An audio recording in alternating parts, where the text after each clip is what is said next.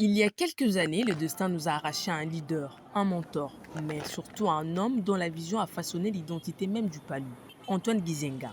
Ce 24 février 2026, il était question de se réunir pas seulement pour commémorer la disparition du patriarche Antoine Gizenga, mais pour célébrer la force de son héritage et la pérennité de son combat. Sa ténacité nous apprend tant à ne jamais reculer devant l'adversité. Commémorer sa mémoire, oui, ce n'est pas rester figé dans le passé. C'est transformer la nostalgie en une énergie nouvelle. Le plus bel hommage qui lui soit rendu n'est pas fait de marbre ou de longs discours, mais d'actes concrets qui reflètent les valeurs qu'il a défendues toute sa vie. Il faut donc l'immortaliser. Il ne faut pas l'oublier. Un engagement pris par les conducteurs de la barque, Godefroy Mayobo, le secrétaire permanent du parti cher à Antoine Gizenga, et Patrice Emery Lumumba. Au nom de la direction politique du parti, je vous salue chaleureusement, toutes et tous. Je vous remercie également d'avoir trouvé le temps, en ce jour pourtant ouvrable, de venir commémorer avec nous tous le 7e anniversaire du décès de notre inoubliable chef, le patriarche Antoine Gizenga. Il y a 7 ans, le 24 février 2019, il nous quittait de cette terre des hommes.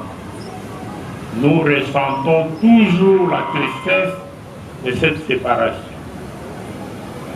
Mais à partir de ce moment-là, le grand homme politique qu'il était s'est levé et a pris le dessus. Sa mort physique a entraîné son ascension politique, car la problématique de son œuvre et de sa pensée politique est devenue plus aiguë et plus actuelle.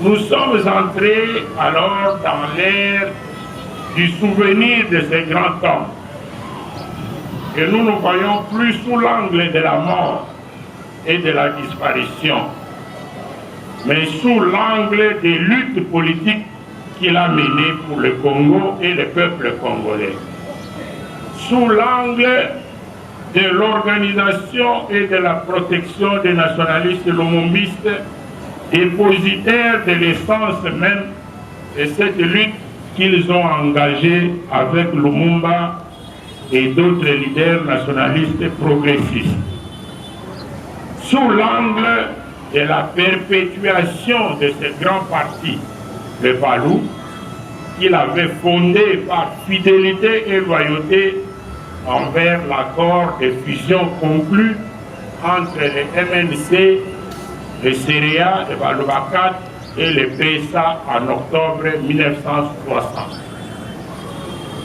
Nous sommes désormais tenus de nous retrouver chaque 24 février ici, où là où sera érigé son mausolée, pour pleurer un peu, mais surtout pour célébrer, premièrement, l'homme de décembre 1959, qui avec Kasavubu et Kalonji a été à Bruxelles pour demander l'indépendance du Congo aux colonialistes belges. Pour célébrer, deuxièmement, l'homme du message de Radio Moscou. Il s'était échappé du refus des Belges de les écouter.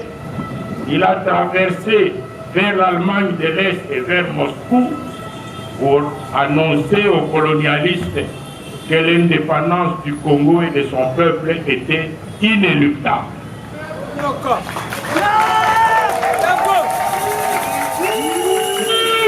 Troisièmement, l'homme du rejet de la dictature, de la balkanisation du Congo et l'homme du rejet d'un Congo qui ne serait pas une république démocratique, sociale et pratiquant l'état de droit. Nous célébrons l'homme de la construction de l'unité africaine. Sa sagesse a su maintenir l'unité de sa famille politique dans le moment de doute et son intégrité reste aujourd'hui encore le standard auquel tous peuvent se mesurer. Rappelons que la cérémonie a eu lieu au siège national du parti lumumbiste unifié, PALU, où chaque militant, chaque cadre, chaque sympathisant se veut satisfait de la dite journée.